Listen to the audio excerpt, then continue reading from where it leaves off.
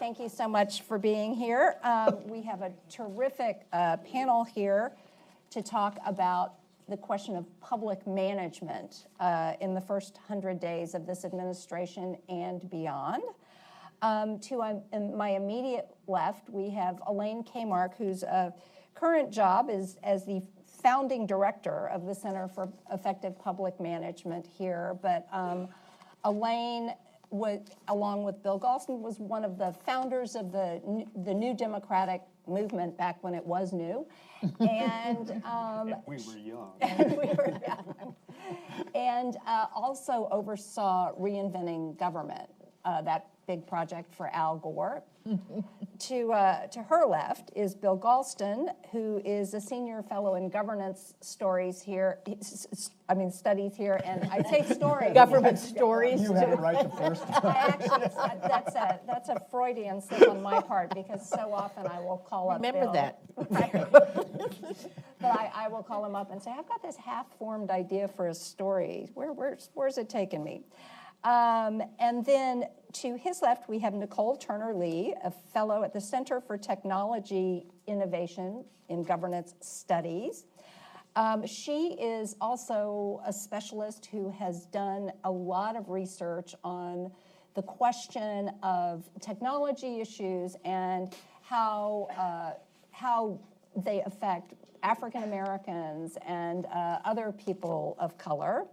And then all the way to the left, we have John Hudak, the Deputy Director of the Center for Effective Public Management here. And we are probably not going to have any time to discuss his latest book, Marijuana, A Short History. But the first question and we will have time at the end for questions from all of you.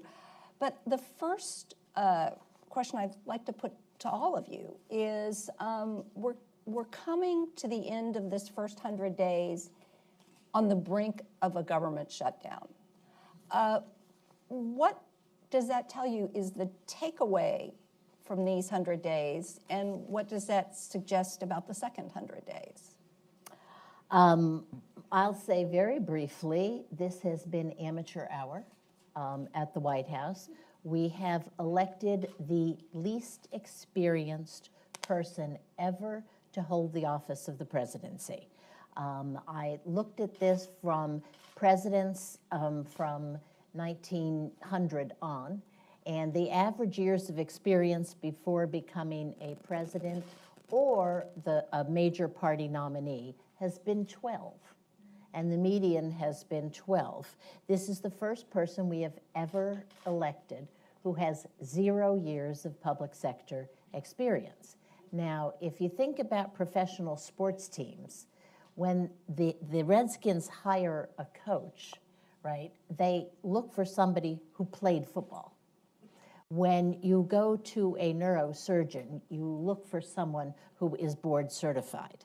When a university hires somebody to teach, they look for someone who has publications that have been peer reviewed. Politics is the only area where suddenly in the 21st century, no experience is required.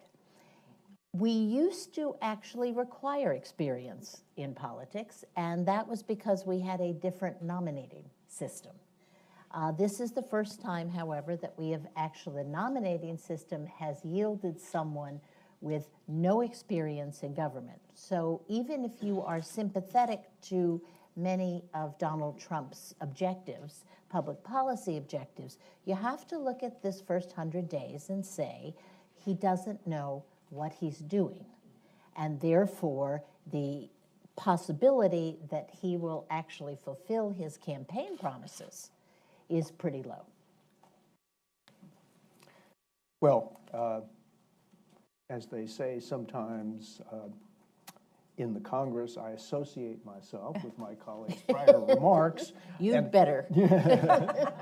I have 30 years of experience associating myself with your remarks. But two additional points. Point number one is that the prospect of a government shutdown, I think, reflects the difficulty that the president is having integrating the views of his base and and of himself on the one hand with the views of his congressional Republican majority and the majority of the American people. His base wants the wall. The majority of the American people do not want the wall. Enthusiasm among Republicans in Congress for the wall is minimal. And so he's trying to insert a minority agenda into a majority party, and it's not working very well. Here's the second point. The art of the deal presupposes that everything is negotiable. It's a matter of more or less. But not all political disputes are of that character. And we've already seen him flummox during the healthcare negotiations by the intransigence of the Freedom Caucus in the face of an offer that anybody on the other side of a real estate deal would have accepted. And similarly, in the case of the government shutdown, the president had what he thought must have been a splendid idea, that he would offer to fund on a dollar-for-dollar basis the insurance security fund for Obamacare in return for that funding for the wall. And guess what? Not a single Democrat is willing to take him up on that because they're not convertible currencies. For Democrats, it's a total non-starter, no deal. So what does Mr. Art of the Deal do when he's confronted with the politics of no deal? But Nicole, it's also true that he has, and probably uniquely among presidents, has not had a honeymoon, in part because his base is still with him. It looks like there's nothing that can move them off of their support for him, but he doesn't seem to have made any inroads in people who didn't support him. Yeah, that's the interesting thing about him. I mean, I echo my colleagues in terms of their sentiments, so I want to put that on record that I do agree with you. Without saying it again and again and again, right? But I think you're right. I think part of the poll that just recently came out about his approval rating suggests that he's got this low approval rating among everybody, but the oxymoron is the people who voted for him still think he's a strong leader. And so it makes you sit back and wonder what is actually going on here in this 100 days, and is the confusion actually real? And what I find to be interesting on the government shutdown, Chuck Schumer tweeted out this morning, we could actually get a deal done if he wasn't in the room, which is very different than what we've heard over the past in terms of the partisanship between, the shutdown under Obama was usually a partisanship issue. Here, they're like, if you go away, we'll actually work together. And that's actually really scary, right? Because you've got 100 days where there's sort of been this put every Post-it note up there, this push this minority agenda, stay with my base. So when he's not necessarily, messing and mucking up government, he's out in the streets appealing back to the base. But yet at the same time, you feel a majority of people in this country just feel, discredited and alienated from the political process, which I think is interesting because if you look at how most people feel who have been disenfranchised here, the first 100 days indicate the type of chaos and turmoil we will be in civil society if we continue down this pathway.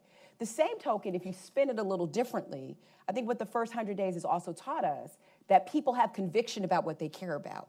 This is a president, since inauguration, has had a protest happen every week. And so we're beginning to see people who had concerns that were not necessarily played at the ballot box coming to the street post-inauguration during the presidency trying to put their word out. Again, the question becomes, will we be heard? And I think that's where this whole mismanagement of governance, this institutional decline, and this new normalcy is really confusing. Over to you, John. Right. But John, amateur hour, it's not that people, it turned out that expertise and experience was actually something voters seemed to be running away from. Voters were running away from experience. They had a choice between, as Elaine said, the least experienced candidate to run for president in the 20th or 21st century up against someone with a lot of experience, whether you liked Hillary Clinton's performance as First Lady, as Senator, as Secretary of State, it was a resume that was quite long. So yeah, obviously voters ran away from that kind of experience. The problem is getting elected and governing are two very different things. And so the least experienced president in American history came to office and surrounded himself by people who lacked experience in federal public management, federal policymaking, federal lawmaking. And so that creates a perfect storm for Mr. Trump. His lack of experience, I would argue, is not a recipe for automatic failure. But when you put yourself in a mix of individuals who don't complement the weaknesses that you have, then you get the situation that you have. Reince Priebus, the chief of staff, is seen as this Washington insider. He came to town 6 years ago.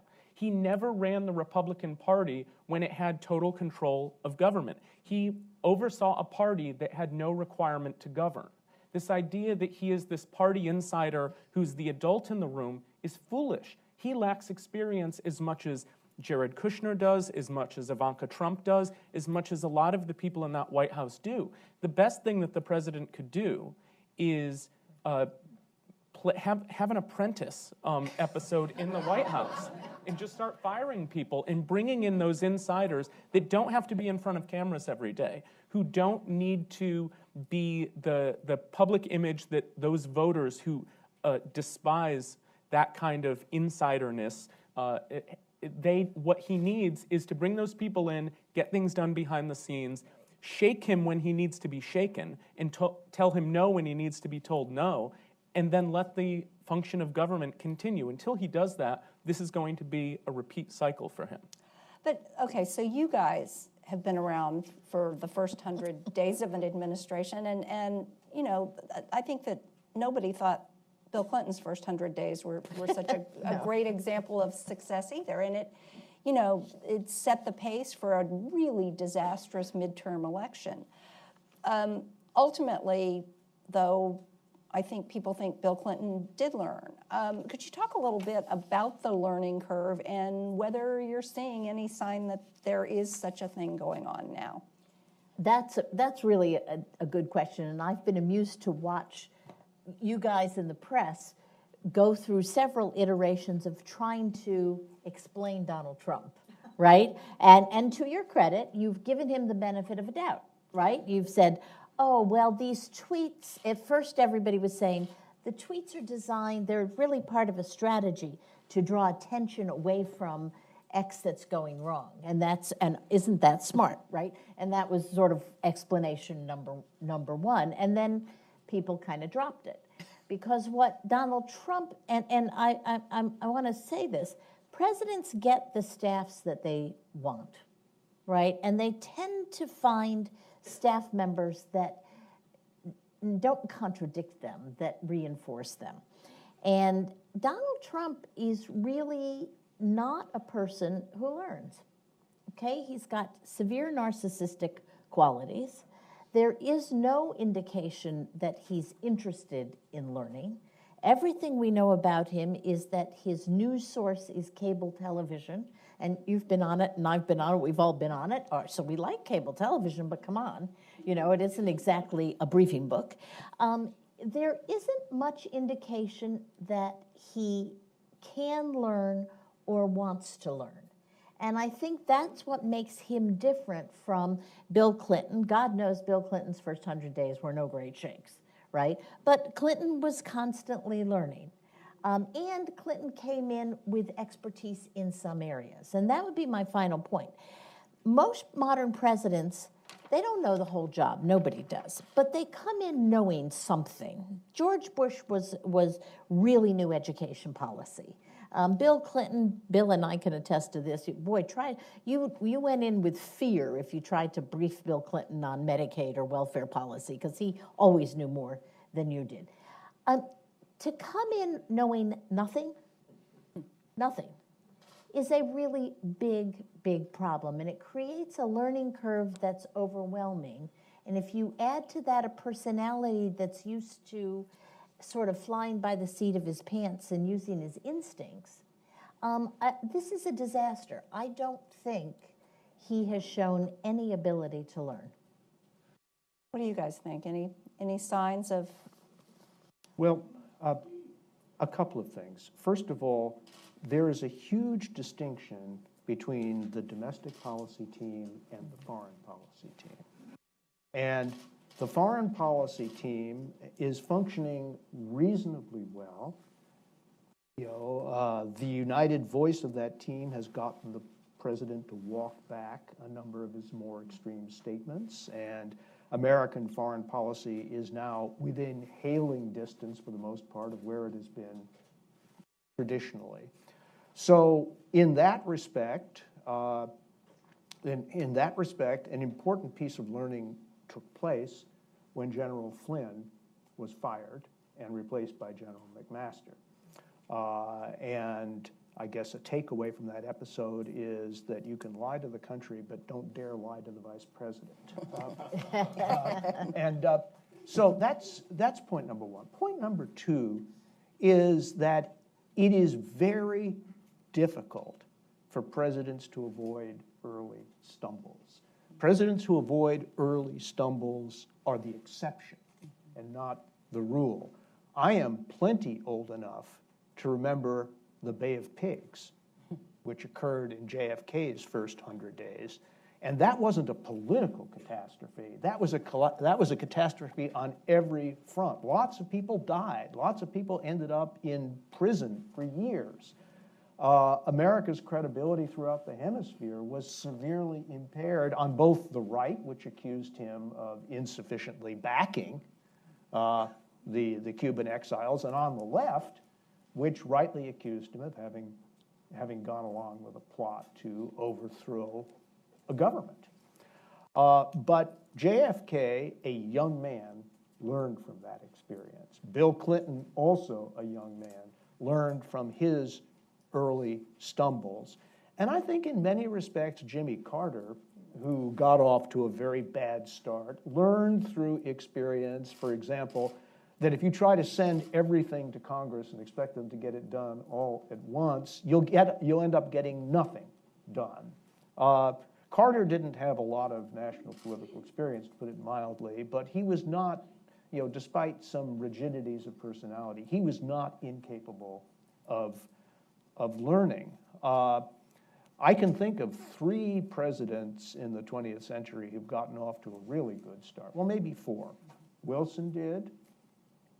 FDR did, Reagan did, and Obama did, right? As a matter of fact, I would say that Obama's first 6 months were his finest hour on many, many fronts, and it wasn't uphill from there. In many respects, it was downhill from there.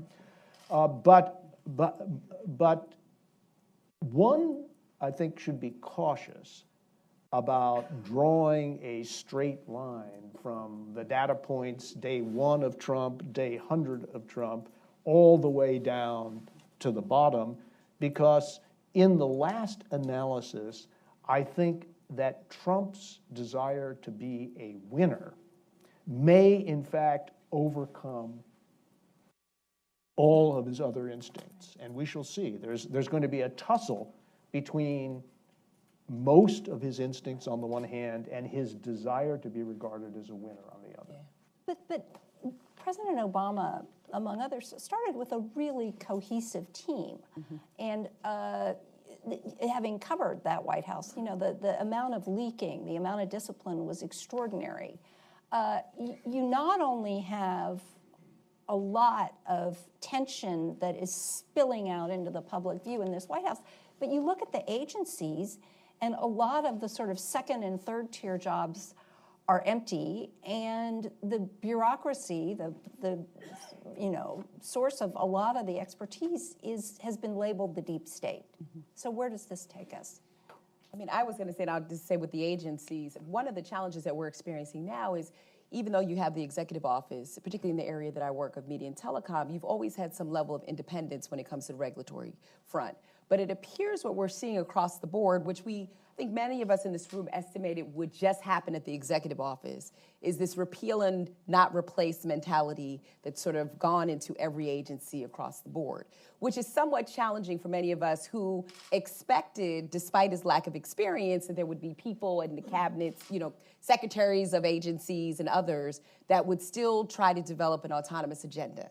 We're not seeing that, right? What we're actually seeing is a build from the type of atmosphere that's actually been created, the political atmosphere, and we're seeing the partisanship actually push into some of the agencies. And it's been one of those areas, like you said, where I would say that there's a part reservation of people who want to actually go work for the administration, just simply because expertise is not necessarily valued. It's more of your ability to be a yes person to the administration. I think in this administration, what's also different is, just as we sit up on this panel today, there's a president who Trump actively tweets and he calls out people. So you also have people who know going into those positions has some level of repercussion if you're not necessarily, on the right side. And that was evidence of what we saw for the first time in the administration, where the shakeup up until, just a couple of weeks ago, where rumors of Bannon and other people leaving were public knowledge. I don't remember Obama, us ever actually thinking like that. I mean, the Obama administration, like you said, the discipline in terms of communication, the discipline in terms of filling those positions, the discipline in bringing experts, from academia, industry, civil society together to think through who those positions are, the discipline of educating. There were points when President Obama came into office and said, I don't know some of this stuff. Let me bring in some of the smartest people who do. And as we look at his administration over 8 years, there was turnover, but not like this. There weren't stories in the press about problems that were almost like National Enquirer stories, right? Coming out of the administration. And I think that's what most of us are sort of mourning, this level of discipline when it comes to the administration. We don't want to read the tweets. And if I can, just real quickly with the Twitter piece, I think most of us had this promise after the joint sessions that we found a president, right? The tweets, the media was like, he was on script. He's going to stay there. And, less than 48 hours of work that I do, the tweet was about something totally erroneous and not related to the speech. And so when you have that type of lack of discipline and no one can stop you, I don't know where you land up. Well, Karen, I think your question touches on the biggest issue in terms of the president not learning from what is going on or learning from history.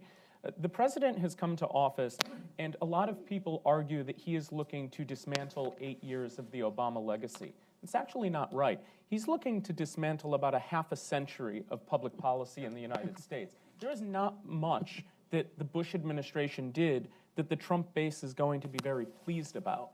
There's not much that Clinton did that the Trump base is going to be pleased about.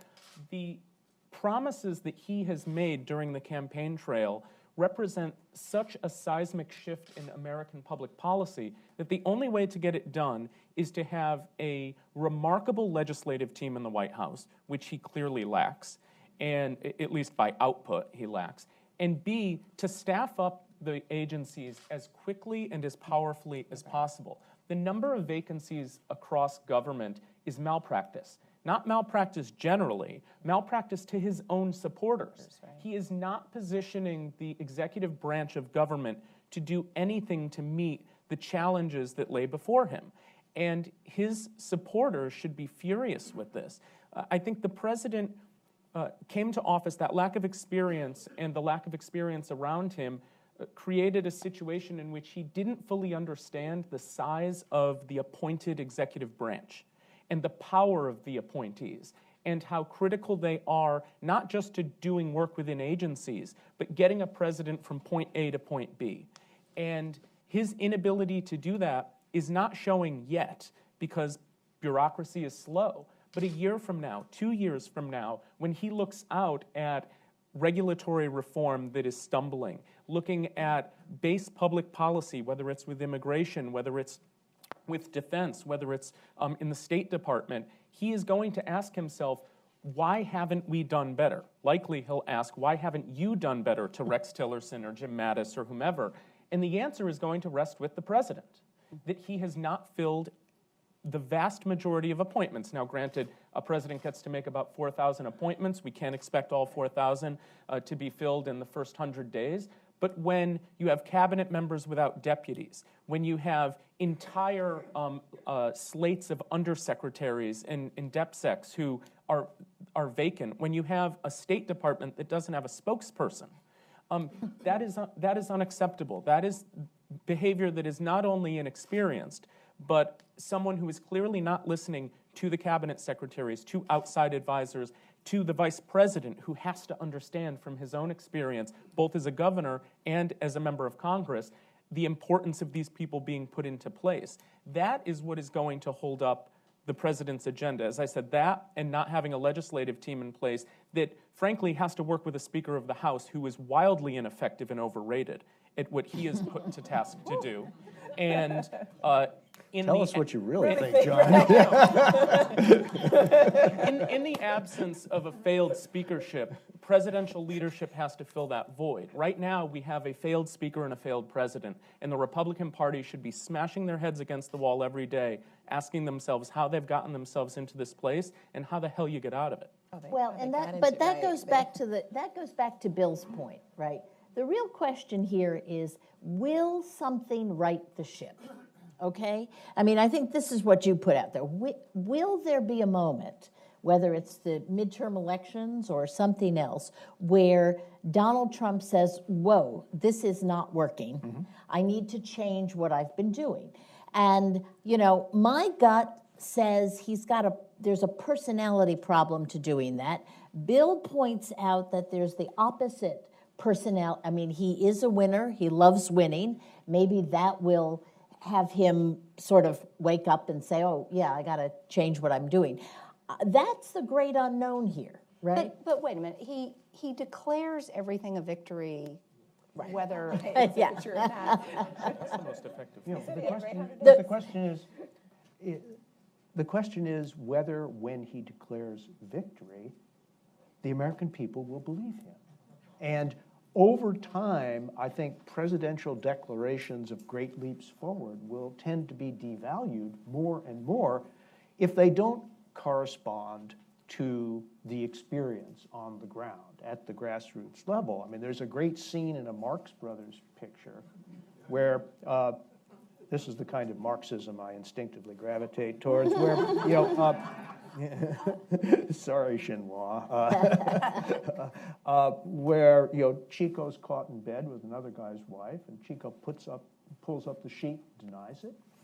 The guy gets angrier and angrier, and he finally says, "How can you deny it? I'm looking right at you."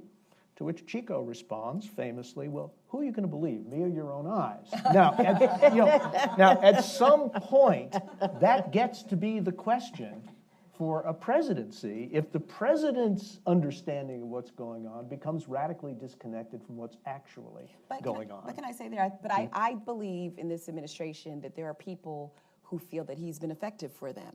I mean, the movement towards less regulation has actually satiated the desires and needs of people that did not necessarily vote for him, but that are riding that ship that they believe has actually begun to go the right way, even though it's at the detriment of the people. And so I think, you know, part of the challenge that we have is we're seeing a society where different portions of the population are getting what they need. The challenge is there's a huge proportion of people who are sort of the innocent bystanders of whatever's going to happen in his policies about climate change. You know, all of that is just going to be us coming back to visit that. But I've been in many conversations where there are people who are completely happy with the way things are going because of the fact that the marketplace. But if they're so happy, why is the share of the American people who think he's doing a good job substantially lower than the already small minority of the American people who voted for him? In other words, he's not expanding from his base, he's shrinking his base. I agree with Bill that the long-term prospects of this "we won on everything" has a real detriment to the office of the presidency. It certainly does. I think in the short term, though, one of the most effective things this president has done in 100 days is selling executive action to a group of people who are eating it up. Now, I take your point, Bill, that his numbers are tanking, mostly with independents right now. But the people who he feels he needs to speak to, his base, believe everything that he says, or almost everything that he says. And that short-termism for the president will become a medium-term and longer-term problem when, like you said, eventually the bottom falls out. This is a minority president. This is someone who was elected with about 45% of the vote in a 60% turnout election. he has convinced himself, and I honestly believe that he thinks this, that he did win by the largest margin in the 20th century, that he has tremendous support, that there were 5 million illegals who voted for Clinton. Well, he tweeted yesterday that the polls show that he once again would win the popular vote. Yeah, I think he truly Right, believes from this. that I don't poll. think this is showmanship. I know that. Well, and by the way, your own publication, provided some evidence for that proposition. But, So the point is, he's speaking to a group of people in this echo chamber, and that, plant your flag in the sand approach works for them, so it works for him. He's not thinking about moderates, he's not thinking about independents, he's not thinking about moderate Democrats, he's thinking about his narrow base of, let's say, 25 to 30% of the American electorate, and when he's consuming news that largely comes from that base or speaks to that base, it is just constantly telling him that he's doing the right thing and that these grand statements are the way forward, even in the face of victory or middling success. well, I really do want to get to what is on your mind as well. So if anybody has any questions, where's the microphone? Why don't we work from the back forward, right there, this gentleman. Hi, I'm Richard Skinner with the NYU Washington Center. My standard line about Trump so far is he's turning out to be a surprisingly conventional Republican president who's just really, really bad at his job. And, during the campaign, Trump was famously kind of all over the map on a lot of issues. Sometimes he sounded like a foreign policy non-interventionist. Sometimes he sounded like an economic populist. Sometimes he sounded like he really didn't care that much about social issues. But instead, what we've gotten is a guy who, on most issues, to the extent that he has any coherent policy, just sounds like and is acting like a pretty conservative Republican. Immigration might be one exception, but it's not exactly shocking to see a conservative party go hard line on immigration. We're seeing that in Britain right now. So I'm wondering, why has, even as Trump's been so incompetent and unable to manage the government, is he pursuing policies that sound like a conventional Republican? That doesn't mean that they're wildly popular policies. The HCA was much more a Republican bill than a Trump bill, and it was a disaster. So what would you say? Standard issue Republicanism? Well, here's a way of looking at the Trump administration. Like Gaul divided into 3 parts. Those of you who studied Latin in high school. There is, first of all, the part of the Trump administration which, like the Trump campaign, entered into transactions with the established Republican Party. Okay? And so the social conservatives got a blood oath on the judiciary, which so far the president has honored. The limited government faction got a blood oath on tax cuts. And I'm convinced that at the end of the day, this administration won't deliver tax reform, but it will deliver big tax cuts, because that is core to the DNA of the Republican Party, and the president is perfectly willing to go along with that. So there is the transactional part of the Trump agenda. Then there is the distinctively Trump part of the Trump agenda, which focuses on issues like immigration, trade, and an America First perspective on foreign policy. And then there's the third part, which I think of as the Wild West, where the president doesn't have a lot of interest, and the Republican Party, except for very small interest groups, doesn't really care that much at all. And so you end up with a board-certified neurosurgeon in charge of HUD.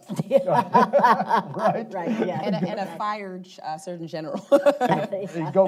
Go figure. So I would say that in those areas where candidate Trump entered into binding transactions with the existing base of the Republican Party, he has been a conventional Republican.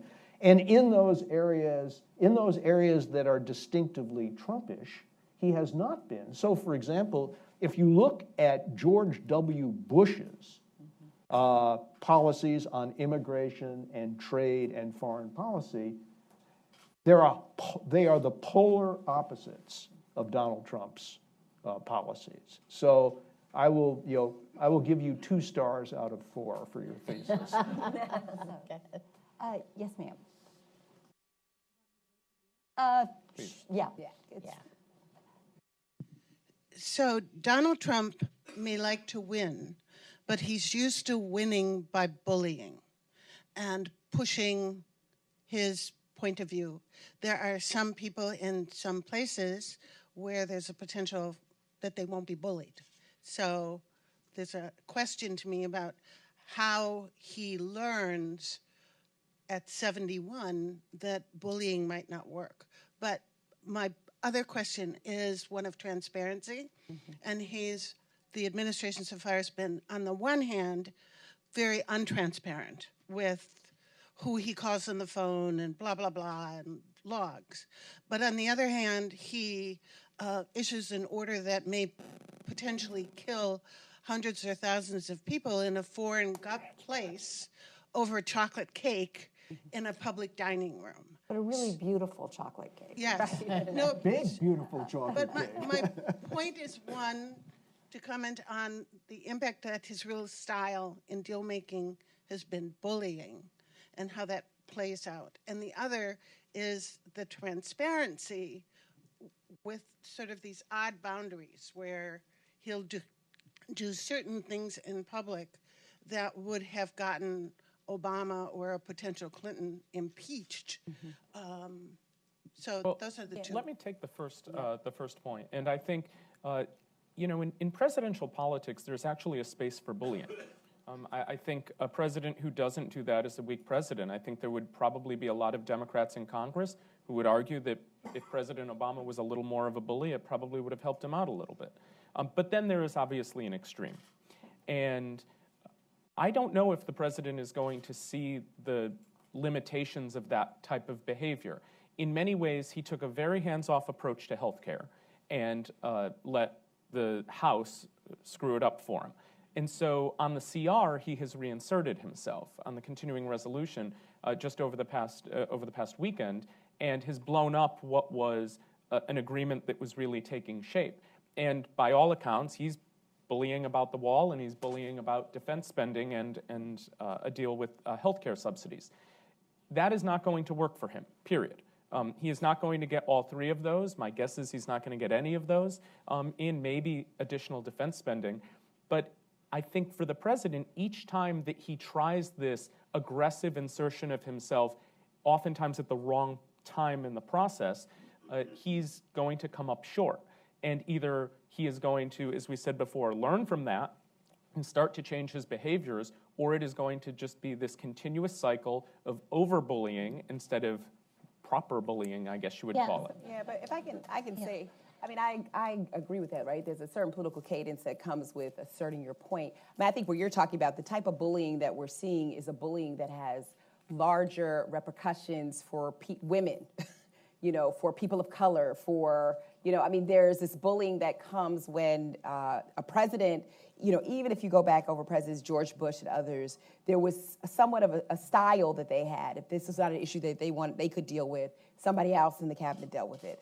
In his case, the bullying has become a dismissal of other people, and I think that's what rubs a lot of folks the wrong way. But I was going to say on the transparency piece just real quickly, it was very shocking when the president decided not to publish the visitor logs.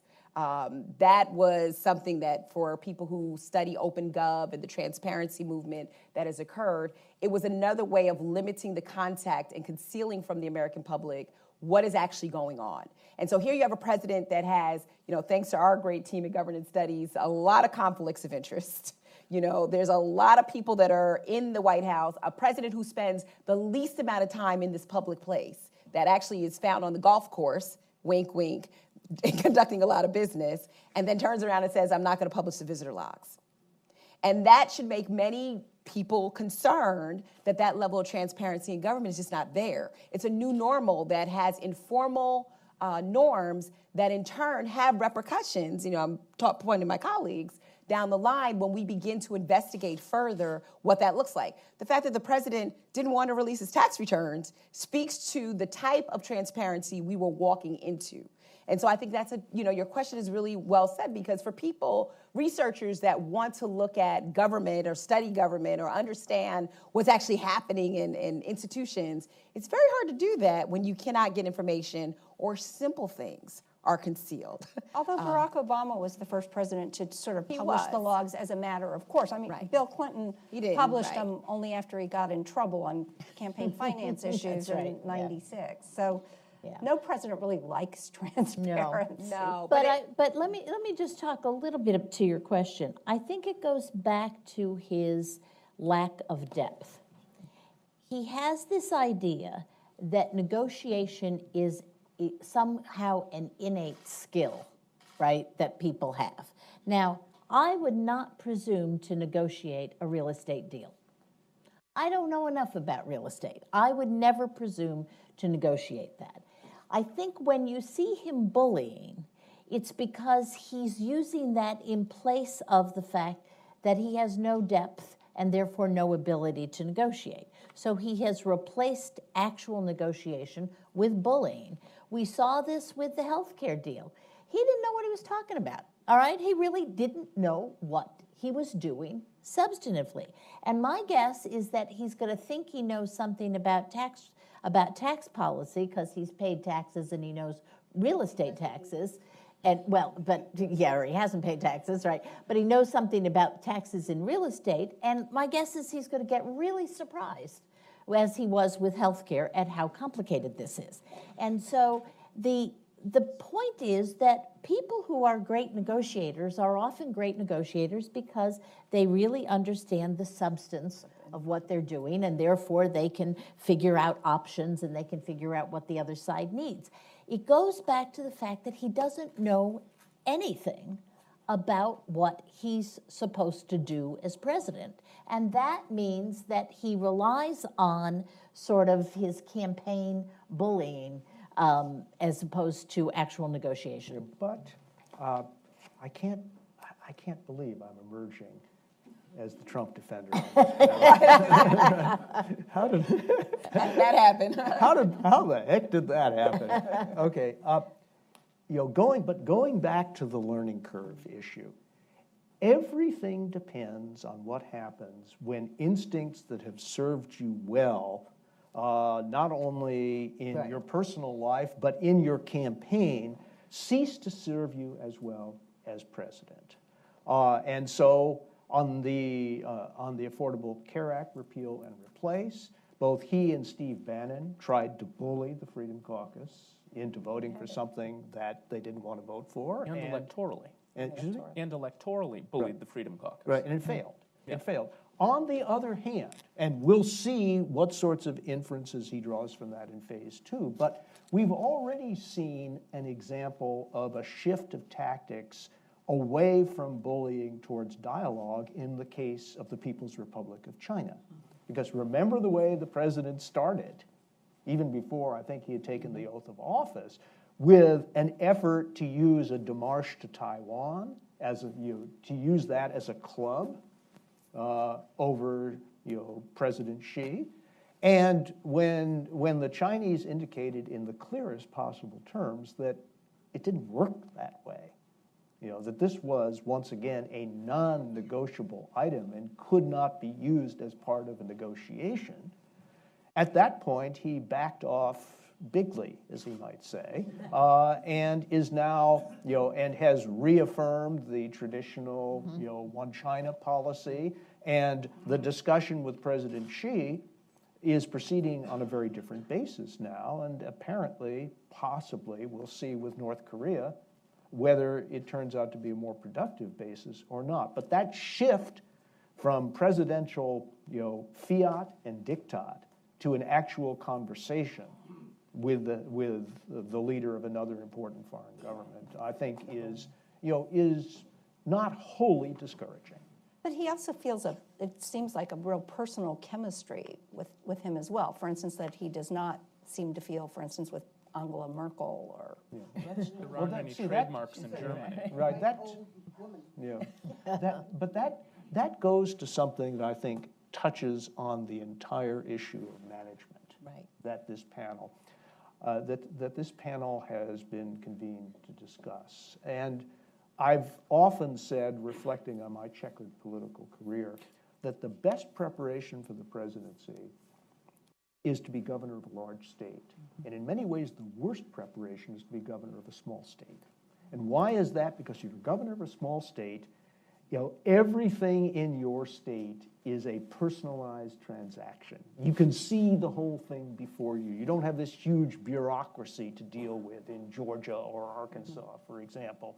And if you have an excessively personalized understanding of the office of the presidency, if you think it's all one-on-one, you will not take seriously the sorts of things that Elaine and Nicole and John have been talking about staffing the bureaucracy, managing it appropriately, et cetera. That's really not in your skill set. It's not even on your radar screen because you think it's a series of personal transactions. And so the idea that foreign policy should be governed by chemistry rather than enduring national interests is going to be quite self-defeating. Well, and if I can say on that, what's interesting, you just made me remember, you know, when President Obama came into office, people were very critical about his lack of experience, right? I mean, the whole beginning of his candidacy, when his appointment was, he lacked the experience because he did not spend enough time, you know, in office. And what's interesting here is, you know, if you compare the two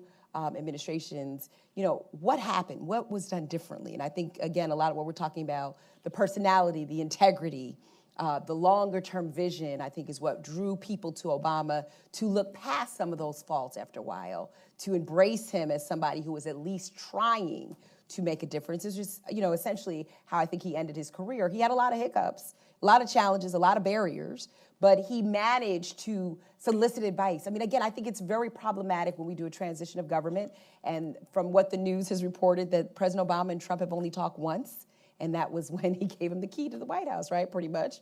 And those types of transitions become really important to the collective memory of this country. So I think, you know, I think you're right, Bill, in terms of that, but when you were talking, I just thought about, you know, we were highly critical of Barack Obama, highly critical of him. But yet there was something about this lack of transactional capacity that maybe you're talking about that allowed people to embrace him differently and to surround himself with people that knew how to get the job done. I mean, you know, some of us were critical of that, you know, particularly as a president. I mean, but President Obama left office with high approval. He left office with some big achievements, both, you know, internationally and domestically. But he also left office with his party basically shattered. Yes, he did. He was not able to sort of build the kind of enduring governing coalition that, I mean, is that important? Oh, it's extraordinarily important. I mean, when you lose 1,000 state legislative seats and a dozen governorships and majority control of both chambers of Congress, yeah, the Democratic Party's in a pretty tough spot. What the president should do is look at President Obama's electoral legacy down ticket and learn from that. And what he's doing is a steroid-ridden version of what Obama did in terms of destroying the down-ticket Republican Party. I think the special election in Kansas, the special election, the first round in Georgia, really showed how much a Republican Party can fall. And even though the Democrat came up short in Kansas, he shouldn't have come anywhere near that, and you have a Democrat in a pretty decent position in Georgia 6th. That is a problem that Trump needs to address. I mean, there's a lot of jobs that the president has to do. One of them is leader of the party. Right. Barack Obama failed miserably at that over 8 years. Donald Trump is positioning himself to fail miserably at that as well. And again, when your White House chief of staff is the former head of the Republican National Committee, this should be easy to be at the top of your agenda, and it's nowhere near the president's agenda. I think we have time for one more question. So, sir, you've been so patient. Larry Checo Communications. This is very interesting.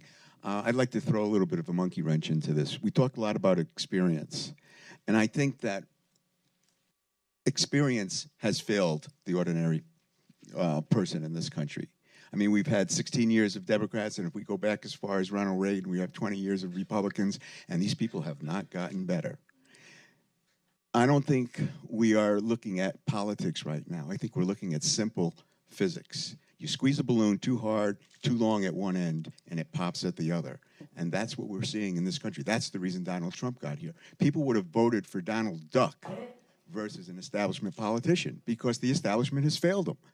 So I guess my question, and then we're seeing this in Europe too right now. I guess my question is, what's it going to take for Washington to rehabilitate itself and really focus on the real objective, and that's the people of this country. Not fundraising for their own parties, not doing all the cocktail stuff. It's the people who need the attention. And this city, I dare say, will fail until they refocus themselves, both parties. Thank you. Good point. Make Washington great again? So what I'll say is your point is well taken that both parties need to do quite a bit to rehabilitate themselves, to connect better with not just middle America, not just blue-collar America, but all corners of this country. I think part of that is a refocus of the parties on what they can do better to provide for the citizenry. I think part of it, too, is selling the realities of public policy. There are a lot of Americans who have been failed by the establishment, and there are a lot of Americans who have been made damn better off by the establishment, and they refuse to, not a small slice, they refuse to accept it. The number of people in Kentucky who are going to lose their health care if the Affordable Care Act is repealed is significant. And I bet you a lot of those people voted for Donald Trump. They are much better off in terms of their health care now than they were 7 years ago, and a lot of them fail to admit it. That's not a defense of the establishment. It's a defense of policy realities that I think both the establishment in Washington and the average American needs to reset themselves very seriously, because neither of them have it completely right. It's not all the establishment's fault, and it's not all roses across America. And I think part of that has to be an open and honest conversation, starting in the White House and trickling through every single office of a member of Congress and a senator, to begin to have a dialogue with their constituents, to hear from them what is going wrong and what is actually going right, and for those elected officials also to have that honest conversation about what is good. When you have both parties politicizing every issue at every opportunity to defeat the other guy, that's how this skewed, misguided perception of what public policy in America does. That's how it happens. And so, again, the establishment has failed a lot of Americans, and the conversation about what policy is doing has also failed Americans, deluding them into thinking that all government is bad. All government isn't bad. Without it, we're just as failed as people believe we are with it. Right. I mean, I was going to say, when I reflect as a sociologist on how we got here, right, I used to tell people the Bernie Sanders conversation at the dinner table was the same conversation as the Trump conversation at the dinner table. It's just that one won out, right? Because you had a party that focused more on the personality, and then you had a person who focused on the issues, right? And we can go into a lot of great length, and I know my colleague here has talked about it in terms of the campaign, and a new book has come out, all that other stuff. The bottom line, I think, and I'm looking at Daryl, mega change has come, right? We're seeing this spiral effect that's not only here, but internationally. And I agree with John. I think part of it is this distrust of party politics. The other part of it is this distrust of the establishment, quote unquote, Washington. But I also think it's a distrust of who we are as a people. Right? What is it that we desire? The transfer of wealth to our kids, the ability to have health care, the degradation of our own net assets, of things that we never thought that we would actually not be able to transfer over. All of that has factored in. And, when I think about it, because we're all, and even in this panel, we keep talking about him as a person, the return to government will require us to go back to this institutional framework of what we desire government to be for people, to have that conversation the way it's supposed to be had. We should not be spending the oxygen in the room continuing to talk about this person, although it's important, and his personality, but figuring out how to drive towards good policy making. Because when I look at the Democratic Party today, there's a conference going on right now, I think, or yesterday, where Bernie Sanders is talking to the Power to the People conference, and Elizabeth Warren is out there doing her stuff, and showing up on Twitter in terms of and the Democrats, they don't know what they want to do at this point, because it's just how they can't figure out how this happened. But as, I tell people, you have to move beyond that and think about what Trump did well was that he went to the heart of what people were thinking at that moment.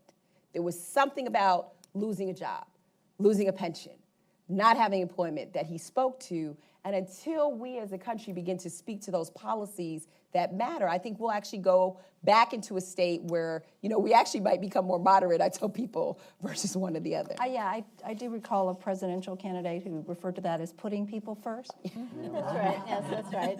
But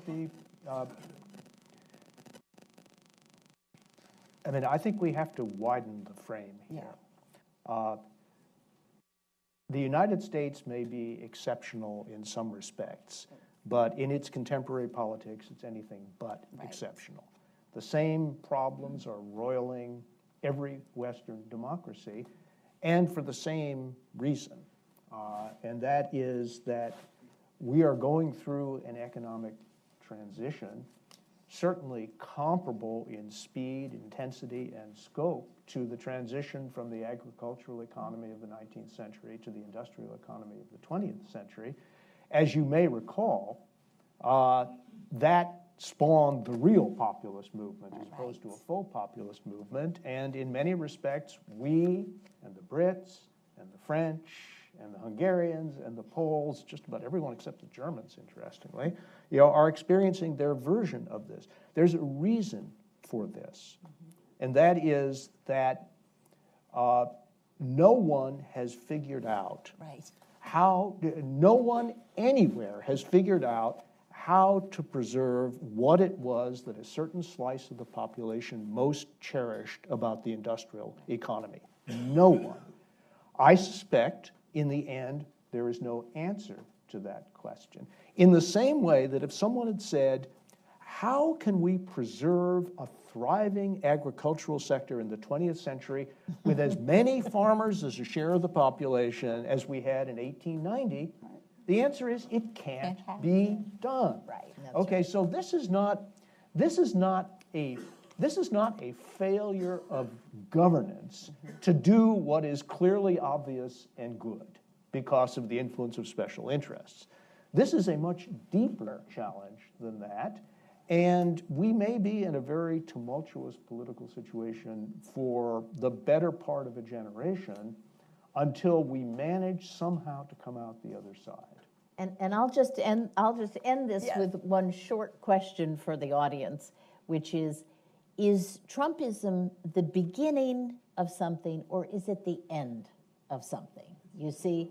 And that's what we don't know. I mean, and I could argue this both ways, following on Bill's comments, that this could be the end of something. There's a generational passage, a generation that remembers the old economy and is mad about it.